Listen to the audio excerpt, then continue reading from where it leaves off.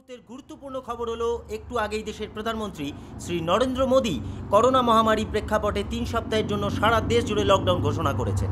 এই ৩ সপ্তাহ দেশের সমস্ত প্রতিষ্ঠান, অফিস, স্কুল, কলেজ, দোকান, বাজার সব বন্ধ থাকবে। দেশের জনগণকে এই ৩ সপ্তাহ বাড়ি থেকে না বেরোনোর অনুরোধ করেছেন প্রধানমন্ত্রী। করোনার হাত থেকে দেশের মানুষকে বাঁচাতে এছাড়া আর কোনো উপায় ছিল না বলে তিনি জানিয়েছেন।